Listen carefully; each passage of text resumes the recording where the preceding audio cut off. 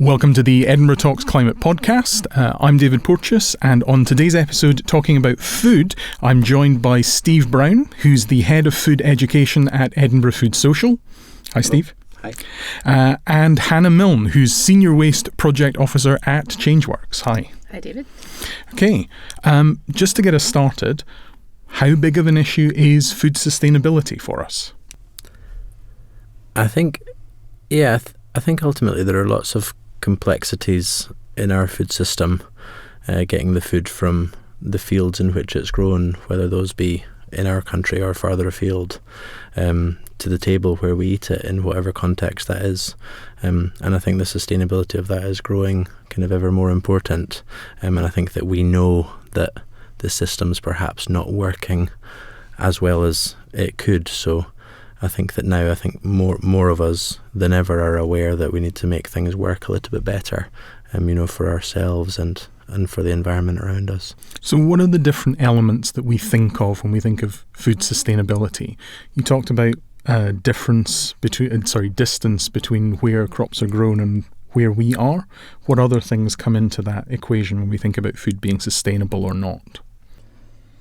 I think it's kind of about seasonality, isn't it, as well? It's, I think we've become, because we have a supermarket that sells things, all the same things, often all year round. Like we get used to just being able to get green beans in January, but actually they taste an awful lot better in July when they're grown in the UK. And it's maybe getting back in touch with that. And maybe there's less packaging involved too, because we can get it from a local farm or something too. Okay. What's your perspective on how much people actually know about seasonality? So you said green beans in July. If you tested me, if we'd had a little exam paper and said, when are green beans in season? I would not have been able to answer that readily. How much knowledge is there out there in terms of what's good right now and what's abundant right now? There are certainly a lot of resources that you can use, particularly online, and obviously lots of books that kind of show what's in season and when. But I think that talking to the people and forming relationships with those that you buy food from is really important. So in the past, I've taught people butchery skills because they've wanted to be able to speak to their butcher, whereas I think that, you should start off with your butcher, and go into, that butcher shop or that fishmonger and say, kind of what's good. Same with your greengrocer, and I know that not everybody has a greengrocer close to them. And, for some people, buying food is more complex than others. But I think that, if you go to a French market, you'll see people, picking food up and kind of smelling it and looking at it. And I think that, there's a certain degree of that's necessary, reconnect with your food through the people that sell it to you, and then of course, if you are shopping in a supermarket, then there's lots of labelling to show you. So you at the moment there are lots and lots of apples available, many different varieties from many different countries. So I think it's just spending that time rather than just picking something up, looking for what's British rather than what's perhaps from South Africa. Okay. In our team, we have a team of staff and volunteers who go out and about across Edinburgh, and we're at different events and we do some door knocking and deliver workshops and things. That's often about reducing food waste. And I think it's changed in the last few years quite a lot. People are starting to be aware of packaging a lot more, and certainly maybe thinking about like food and should they buy this thing at that time. But I think seasonality is one that maybe isn't thought about as much because everything is just so available. So I think that it is about connecting with our food, and also the fact that it's not always perfect. So like I think it's like 20 to 40% of our food doesn't even make it to the supermarket shelves because it's not beautiful enough or something. But actually, like those, it's a carrot doesn't have to be perfectly straight and a certain size and all that sort of stuff. So it's kind of just actually, if you see like weird and wonky vegetables in the shops, it's actually buying those, because then that's going to encourage the supermarkets to relax their standards further. And I think that would be a good thing to adopt. How do you think we ended up in that situation where the look of a carrot is such an important component in terms of whether or not someone buys it? Because before we had supermarkets, we must have had a situation where you were getting just bundles of all the carrots in one point. And at some point, supermarkets have made a decision to triage out the different carrots for different purposes. I suspect it's two-pronged, because it's both we've got used to expecting to see a carrot that's only shaped like that, but also the supermarkets have decided that we only want to see carrots that way. So we're both a bit responsible, and we can both make a change probably. Like if you were to grow a carrot in your own garden, it's so exciting to pull out one that has like 2 legs and it looks like a little guy running along. Like, so yeah, I think we maybe need to, as you say, Steve, get more in touch with our food and maybe even have a go at growing them. But certainly just be open-minded to what they might look like. I'll tell you what, I remember the 1980s TV show That's Life. It feels like BBC One was able to get a good 5 minutes of primetime TV every week out of vegetables that were a funny shape. And that was what millions of people in the UK watched, and we've lost that now. That's all gone from our culture, and I think that's sad. What we've also done is split them up into, these are kind of perfect carrots and these are wonky carrots, so we're selling some as wonky, and what I would love to see is us just getting back to us just selling carrots, and the fact that you could really you could choose for yourself, rather than them being split up. There's a lot going on at the moment, with social media and everything having to look kind of perfect, so I think that we should really embrace those imperfections, and because often they're a lot tastier. Yeah. I wanted to come back to pick up on something that you said before, because I think a lot of what people think about with sustainable food can often be no meat involved in something, and certainly vegan diets are currently strongly promoted as being much more sustainable. But if you're educating someone about meat, if you were giving someone the equivalent of you're buying a second-hand car and these are the things you need to look out for, what are the top tips that you give to people for being able to pick good meat, for being able to get value out of what it is they're buying? Sure.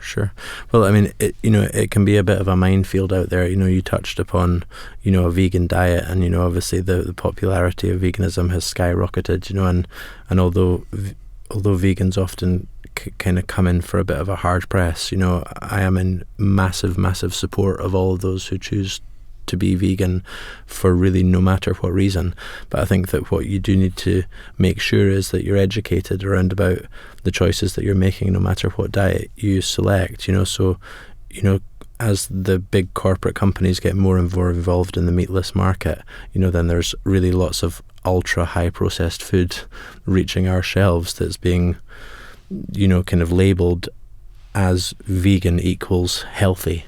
And I think that we need to be really careful about that, So I think that, if you choose not to eat meat for no matter what reason, then, I completely stand by that, But then at the same time, let's not make meat the enemy here, But I think that when we talk about meat being incredibly unsustainable, there are certain types of meat that can be incredibly unsustainable, and when you see these big feedlots and you talk about grain-fed beef and the amount of water that they consume and so on and so forth, whereas the way that we farm here in this country is a lot more sustainable often. There's still a rise in big farming and mega farms and things in this country which kind of slip under the radar, but there's still an awful lot of fantastic sustainable farms. And I think that Alice Waters said, every time you spend money on food, you vote for the type of world you want to live in. So if we cut out meat completely, then we actually stop supporting the people who are doing it really, really, really well. So it's becoming a mantra now, but to buy less but buy better quality. And the thing is, I tend to not eat meat as I would eat meat 3 times a week or so, because that is how much meat I can afford to buy of the quality that that I'm looking for. So I think again, reach out to that butcher and ask the difficult questions. Say, listen, is this organic or is this free range or and identify different cuts. Tell them your budget. Say, like, listen, I've got a £5, I want to try to feed a few people, what can I do?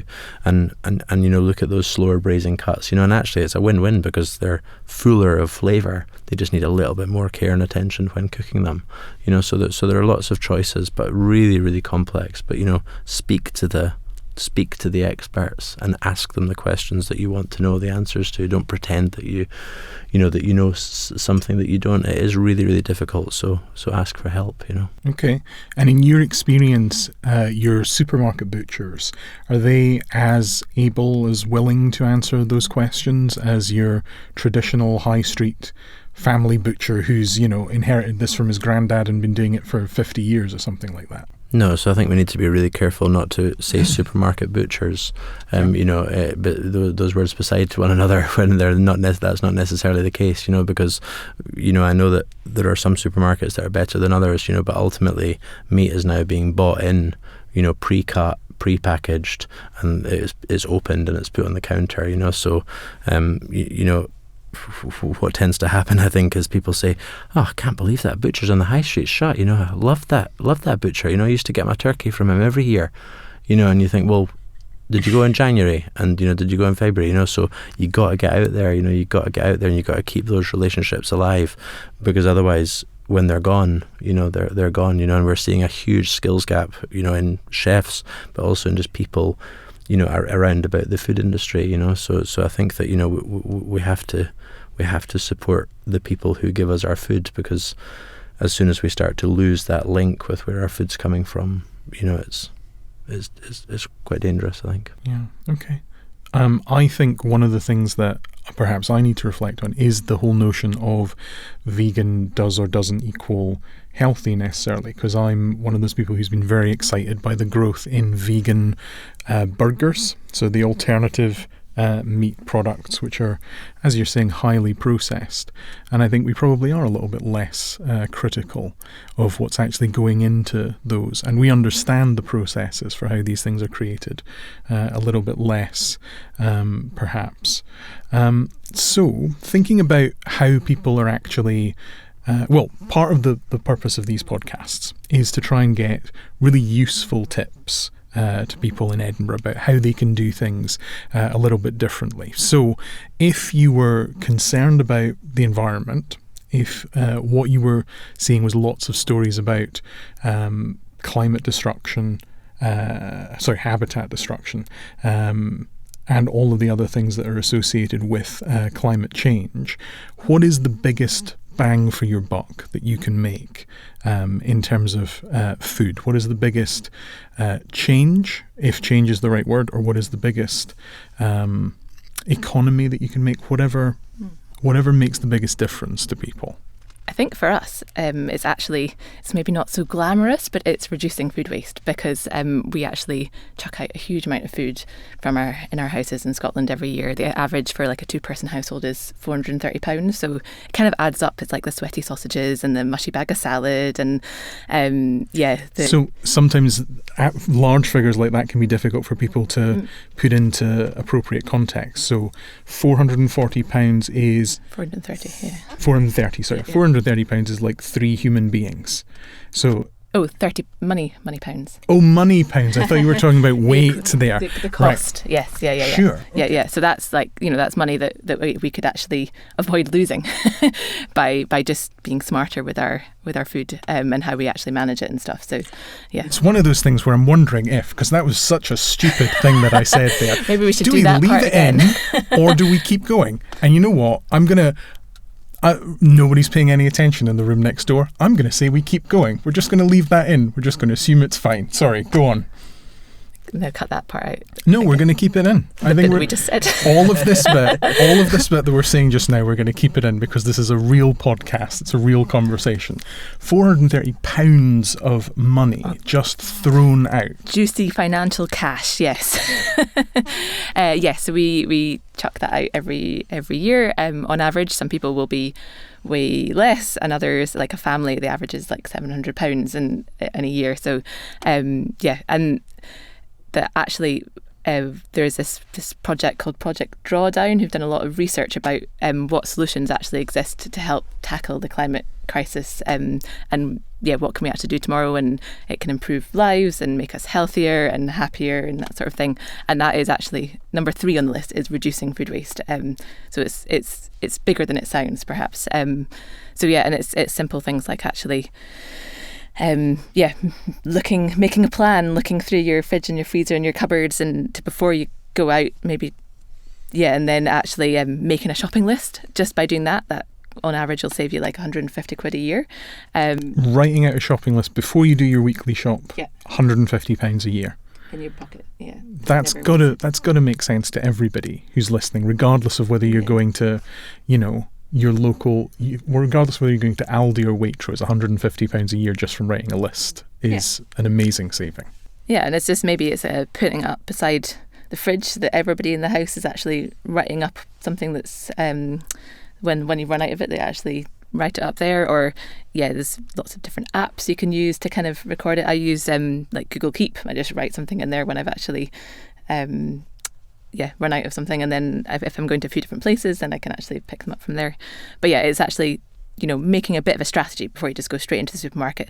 Try not to go shopping when you're hungry. If you're going in for milk, maybe don't pick up a basket.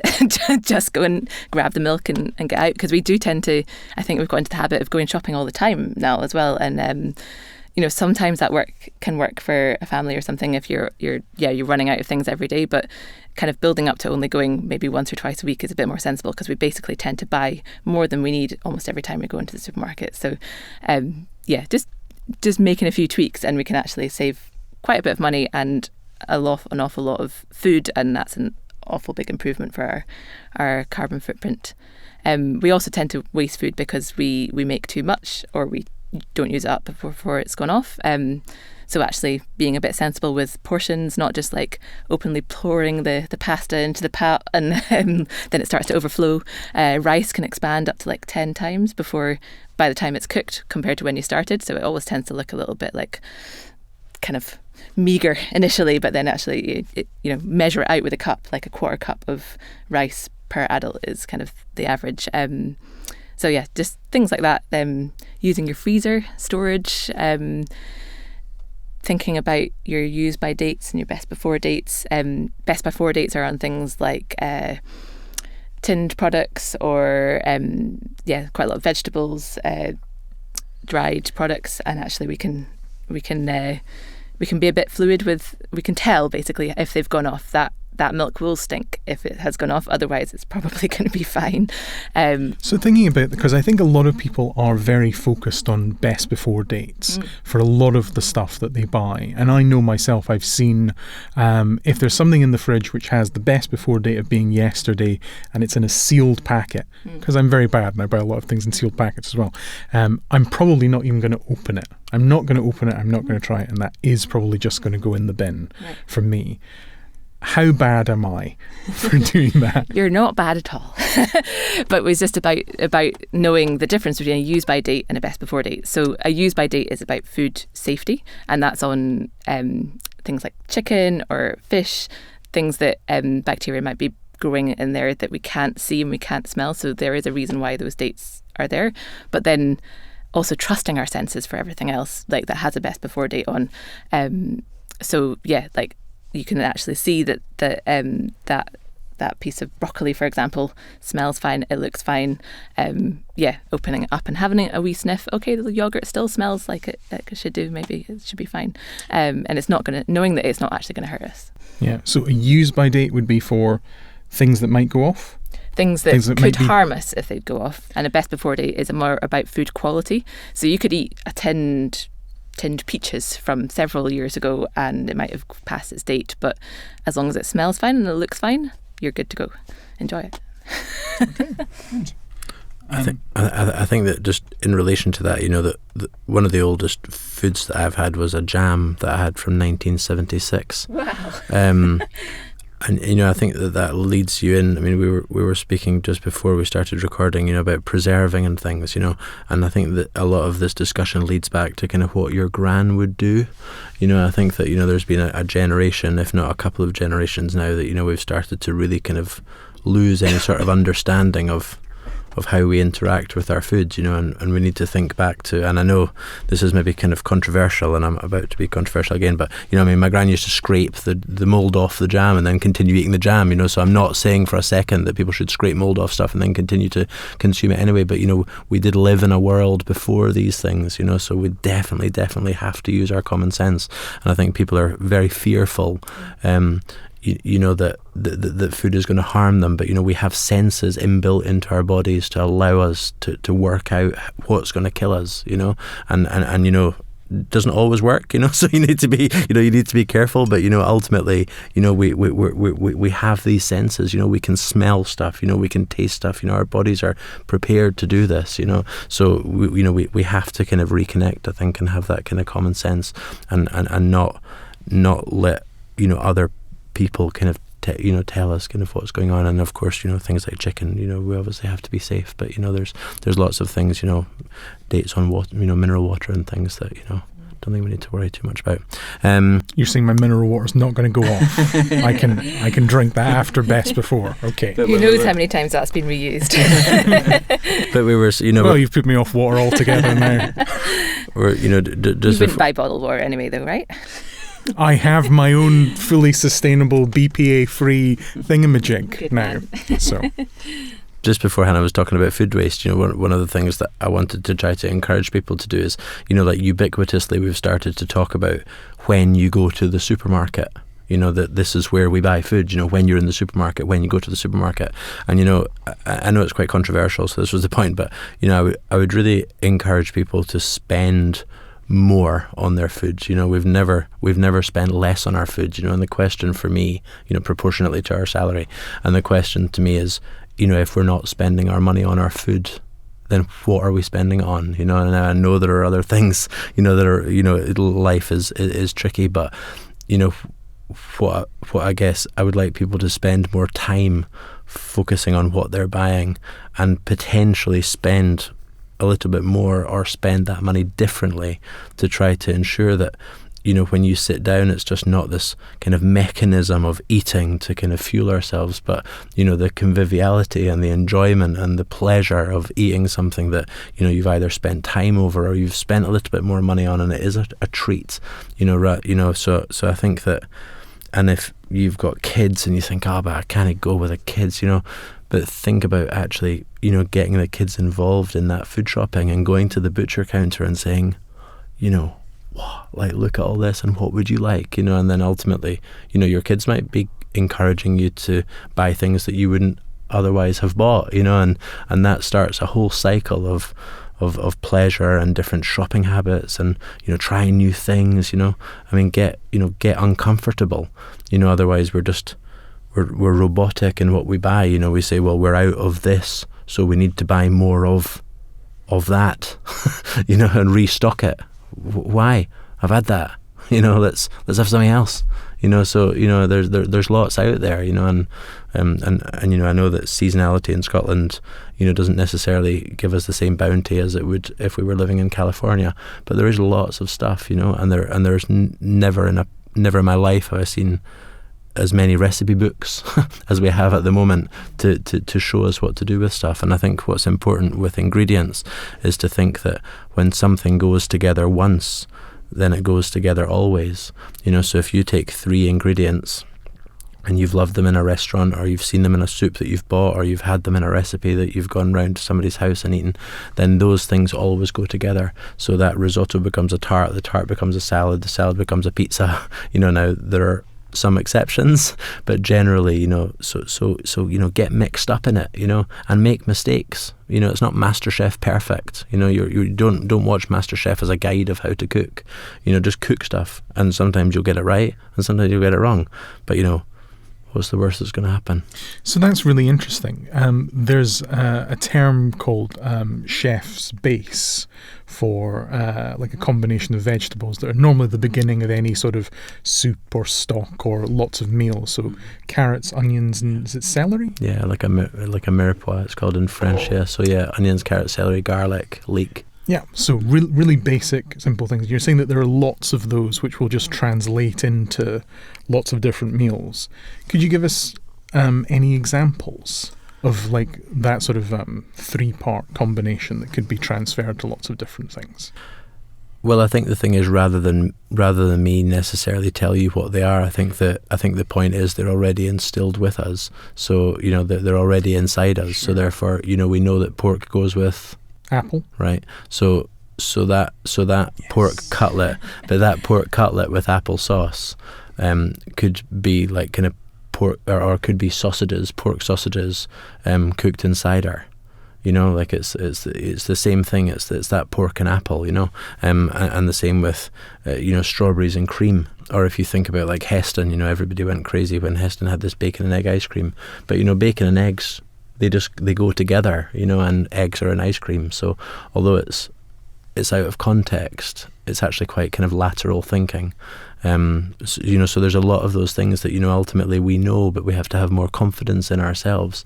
And then equally, food and cooking, is subjective. So I think that cook for yourself, taste it, and when you're enjoying it, when you like it, then you're on to a winner. And what works for you might not necessarily work for me, but we're involved, right? We're involved in the process, and what you learn and during the process and during the enjoyment of sitting down with a meal together, is sometimes greater than the meal itself. So I think that now we're in this Instagram society and we're talking about food and look at what they've done with this and look at this and look at that.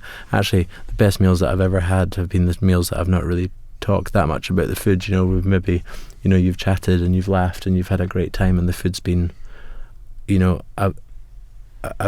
a vehicle for that, but it's not the kind of be all and end all, So some of that inventiveness has to be how we deal with the abundance of green beans in July. Mm-hmm. It has to be about being willing to vary what it is we're actually doing with all of those products. And there's nothing like the anticipation of like the first Scottish strawberry as well. I think we just need to kind of look forward to that again, and kind of a little bit of patience and then abundance.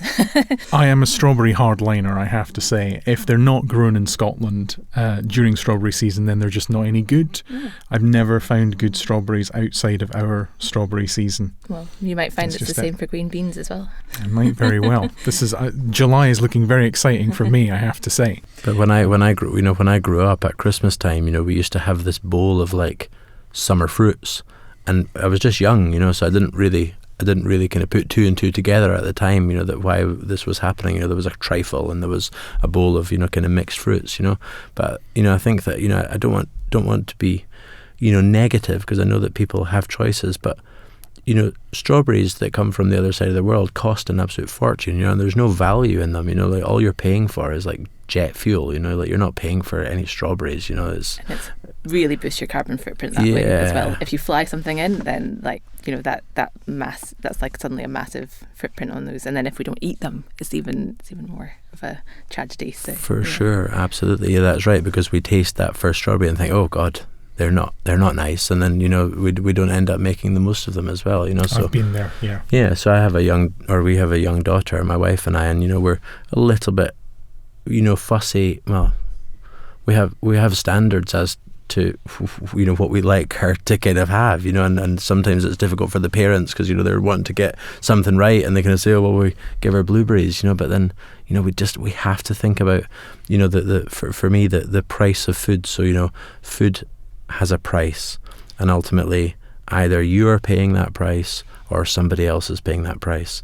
And if the price is higher for you, then it means that nobody else has had to pay that price further down the chain. Whereas if you are not paying the price for that food, then somebody else has, whether it's workers in another country, whether it's the welfare of animals, whatever that is, and we need to make more decisions around about that. We've not all got endless money, and I certainly don't, but it's about making more thoughtful decisions to kind of think, well, wait a minute, why is this cheap? Is this providing value, or is this just cheap? And I think on that one we can, it doesn't have to be more expensive. I think it could be differently, and it's like taking away the middleman. So like there are lots of good like local farms you can get a veg box from in Edinburgh, and I started doing that last year, and it's easier as well because every couple of weeks somebody just brings a nice delicious box of vegetables right to my door, and I don't even have to go shopping. And those prices are either the same as the supermarkets or even undercut, because they don't have to sell it on and package it and things like that. That profit and that cost then just goes straight to the farm.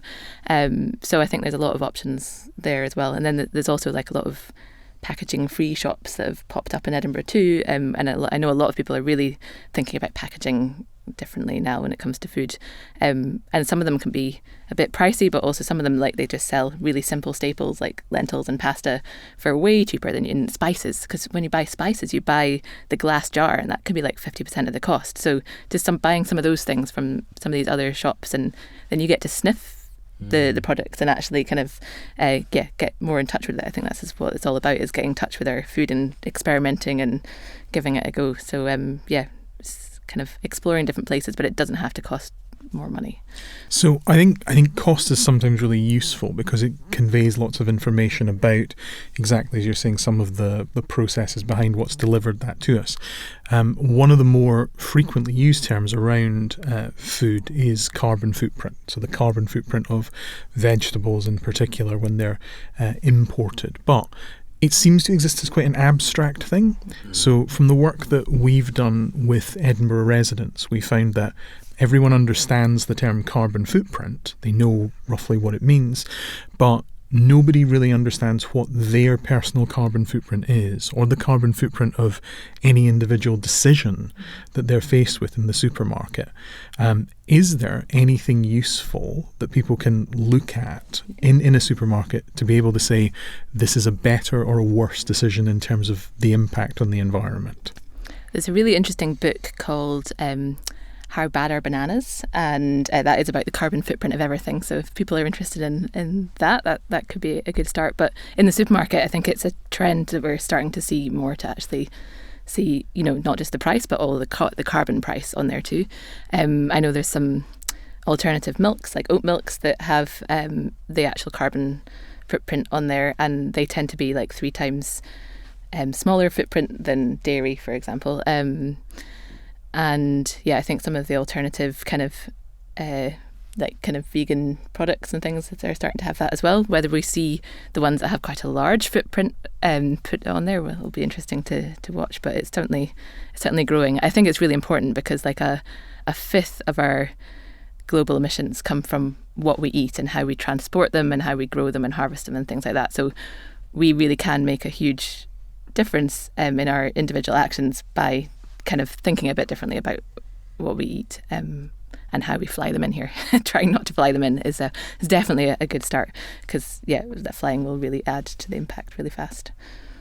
I believe just by adopting, like if we were to adopt a vegetarian diet, which is not necessarily everyone has to, but just reducing their meat content in their diet as well, then I think our carbon footprint would reduce by 63%. So, but we'd still be able to have cheese, which is a pleasure to me. It's not that we all have to become vegetarian or vegan. It's just that we do need to try and make meat more of a treat, and that really could contribute to our healthy carbon footprint and our healthier diet as well. Cool. I wanted to talk about food waste recycling, because obviously recycling is one of the big things that ChangeWorks is concerned about. And we've seen over the last sort of 10 years, Edinburgh, like a lot of cities, have introduced domestic food waste recycling. We're seeing more and more food waste recycling actually showing up in workplaces and in other locations. What are the benefits of food waste recycling? Why, once we've decided we're not going to eat the food, why does it matter if it's going into a landfill or if we're recycling it? Well, we've got kind of avoidable food waste and unavoidable. So, if you're having a cup of tea or you're eating a banana, you're 5 a day, you're going to have a little bit of unavoidable food waste. Those tea bags and the banana skins can all go into the food waste recycling. And obviously we want to try and avoid chucking out the mushy bags of salad and the sausages that have gone a bit sweaty and stuff, because those are those costs and those environmental costs that will add up. But we're always going to have some things that that need to be food that needs to be disposed of. And in Edinburgh, that goes to Miller Hill near Fort Kinnaird, and it's an anaerobic digester. So this is all of the kind of household food waste collection bins. They get taken there, and they rip the bags off that we all put our food waste bags in. Sure. Yeah. I'm going to pick you up. I'm going to go back to anaerobic digester because I think that might be a term that most people don't know. That means that there is bacteria. It goes into, so once we've ripped the bags off, it goes into this big vat, and for a month there's wee bacteria that munch away at the food, and they produce methane. The food produces methane as well, and because it's in a sealed vat without air, that's the anaerobic part, then we can capture the methane that's produced, which is a really potent greenhouse gas that relates all to the climate crisis that we're facing. That's why it's so valuable to try and avoid wasting food and to avoid chucking it in the bin as well. We want to try and capture it through this food waste recycling. So they then are able to magically transform this methane into electricity, which kind of blows my mind. And that goes to the national grid. And then there's also the product of compost out of it. So, it's quite a kind of closed loop and local kind of system, and it's a really valuable thing to do. Changeworks are really trying to encourage people to recycle their food waste, but also to reduce it, because some of that doesn't need to go in the bin in the first place if we can be smart with how we manage it. That's it. We have these, because we've been taught to cook by certain people, by our kind of mums or dads or our grandparents or whatever, or sometimes from the television, we just follow what we've seen, so therefore in the same way as we used to print lots of paper that we then started to recycle, now you start to see on people's email signatures, do you need to print this paper, so let's think about recycling what we have to do, but let's also think about not making that food waste. And and we've talked a lot about cost, and I've kind of encouraged people to invest more in their food, but think about the leaves of cauliflower that we take away. Why do we pull a part of a vegetable off and throw it in the bin or in the composting and then eat the rest of it? Who told us that? Why can we eat one bit of it but we can't eat the other bit of it? So what can we do with our cauliflower leaves then? Well, you just shred them up and cook them in a little bit of butter. Oh, nice. And they're just like super, super tasty. They're absolutely delicious. Potato skins. We peel potatoes and then we mash them. But why don't we just cube potatoes up with the skins and then mash them? The skins are absolutely delicious. Saves the effort of peeling as well. Yeah, exactly. And very very nutritious as well. Spring onions. Why do we chop the white bit and we don't chop the green bit at the end? Beetroot leaves. Why don't we eat the leaves from beetroot? They make an amazing tart. They go into a salad. Yeah. Broccoli. Why do we not use the stalks? I shred up the stalks of broccoli. They go into stir fries. They go into soups. They get eaten raw. What's fascinating is that actually some of those ingredients that you're talking about, we do get rid of them. So like leaves of beetroot, but you'll find those same leaves in pre-packaged salads that the supermarkets will sell. And the leaves of cauliflowers, again, you'll see those shredded and they'll be in greens bags. So they won't sell them to you with that product. But because they've identified that we won't buy them or we won't use them, but they will sell them to you in a separate way. So they're clearly perfectly safe and people enjoy eating them. Otherwise, the supermarkets wouldn't be able to sell them anyway. So. Absolutely, literally. I mean, you need to be careful. What I'm saying here in terms of toxicity and so on and so forth. But the only thing that I can really think of, that comes with the leaves attached that aren't particularly good at all is like rhubarb. At this time of year it's rhubarb season, but with the exception, remember that the internet is an amazing resource for finding out about this stuff. There are recipes aplenty, so think, well, what can I do with this? Back to what would your gran do? Nothing goes in the bin, because that is your money that you're throwing in the bin, so what can I do with this, And 9 times out of 10 it's going to be exciting and delicious.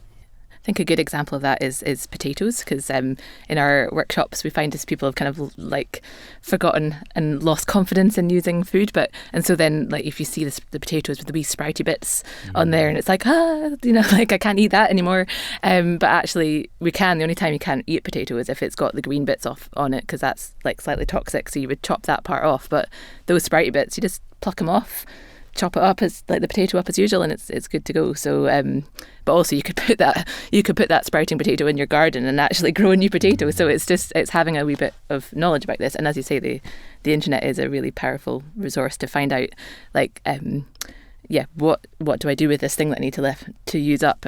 We often encourage people to like pick 1 or 2 ingredients that you have in your fridge and to base the meal around that. And you can, if I've got like, I don't know, cream cheese, and I'm like, what do I make with this? Just ask the internet, and it's like, oh well, you could throw that in a soup or make a tart or something with it, and but that's then you've found your focus for your meal, because actually sometimes we get stuck in habits of just making the same things each time. It's like, Monday is spaghetti bolognese and Tuesday is risotto or something, and so it's kind of trying to branch out a little bit and maybe take it slowly with yourself, but like maybe Wednesdays is the day where you actually try something new because you've got a bit more time, and everyone's off doing something else and you have a bit of time in the kitchen. It's like trying to figure it out in your routine as well. I think that's really interesting. So meat-free Mondays is a concept. I think experimentation in the kitchen Wednesdays, but with a nicer, shorter name than that. So just trying to have fun and give it a go, isn't it? Like, and maybe that begins with starting with a recipe, because you don't quite know that pork goes with apple if we go to that. So you learn those things by trying recipes. I know when I first became a student and I tried to put like a whole bunch of like rosemary with curry paste or something like that, like those don't work.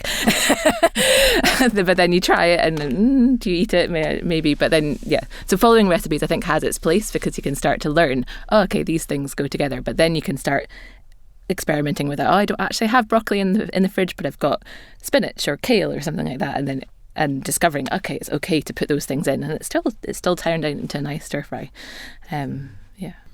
We had a mention of how bad are bananas? Yes. How bad are bananas? We were talking about just before this started how the perception of not having anything in the fridge means that you don't have anything to eat. There was another book that I think you wanted to mention, Steve. Yeah, well, I mean, I guess the lead up to this is, you open the fridge and you say, oh well, we've not got, there's nothing in, there's nothing in the fridge, we need to go shopping, and I think that actually, when you look in your cupboards, then there is actually quite a lot of food. There's sometimes some canned food. There might be some dried food. Be it kind of pulses or lentils or whatever. And there's actually like a lot of food in your fridge. That maybe you just don't realise. Like that quarter of a red pepper. There's little bits of vegetables that the stir fries obviously kind of comes into it a lot. But wrapping stuff up, like making like wraps, like of all these vegetables, in a tasty sauce with some just bits and pieces. We have a, sometimes in the kitchen or whatever, you might say that you made like fridge soup, soup out of the things that are remaining in your fridge, So and the book that I wanted to mention was something called a book called Tin Can Magic, and it's actually just a fantastic book by a local chef called Jess, who has a restaurant, and it's just it's breathing new life into those cans. There's some, I guess there's like a stigma associated with kind of canned food in some ways, or certain canned foods are for certain things, like you mix the tuna and the sweet corn together, but there's so many different things that you can do, and that book is just full of incredible kind of inspiration for delicious kind of fresh food, and it could be really fresh in a tin as well, can't it? Because it's like processed right there, as opposed to like that sweet corn that's travelled and sat in the supermarket for days. They actually process it really fast as soon as it's come out of the field. An amazing way to preserve food, and we talked about gluts earlier on, about something, at a certain time of year as having a lot of, and again, that tie-in with your kind of grandparents about what would happen in that generation, is that preserving. Now, I'm not suggesting that anybody starts canning things at home, but then at the same time, that jam making, that chutney making, that even that soup making and getting stuff in the freezer, I've spoken about the freezer as well, just that slight sense of, buying something when you have the opportunity to buy it, cheaper, and then making something with it, rather than, just kind of, eating tomatoes every single day, for the tomato season and then never again. There is a sense of of that ability to kind of preserve things, and that, when you think about people's longevity, why are we eating? Why are we talking about eating, better? We're talking about our footprint on the environment, but let's think about ourselves and our health. The people that live longest in the world in these kind of blue zones, ultimately there's not a lot of similarities between the food that they eat. Some eat dairy, some eat not so much dairy, some eat, they all have slightly different diets, but ultimately they all eat food from the area that is around them, and they cook it themselves. And that is ultimately the healthiest diet. Let's forget about avocados, and let's forget about chia seeds or whatever it is. Forget about Instagram health and think about real logical health, and if we eat the ingredients that are grown Scottish in our health. Local area, and we cook them ourselves, that will be healthy for us. I think that's really important as a message. Thinking about our seasonal green beans and the strawberries that I won't eat outside of season, the best tomatoes I've ever had two times were in Italy in tomato harvesting season, and the tomatoes I grew myself on my own windowsill, because that was when they were perfectly ripe and not forced and all that sort of thing. I'm a big fan of tinned tomatoes rather than fresh tomatoes for 90% of the year, because they're tinned when they're fresh. You don't force tomatoes to grow and then tin them. There wouldn't make any kind of economic sense to do that. So I think that's been a really, really great conversation. So I want to thank you both for coming along and taking part in this. What I'd say to anyone watching this is please join in this conversation with us. This will be on the Edinburgh Talks Climate dialogue site. We'll have lots of opportunities for you to get involved in this conversation. If anything here has been really interesting idea for you that you're going to take up, great. If this has made you think of new ideas, then come and share those with other people. And that's it from us. Thanks very much. Thank you very much. Thanks.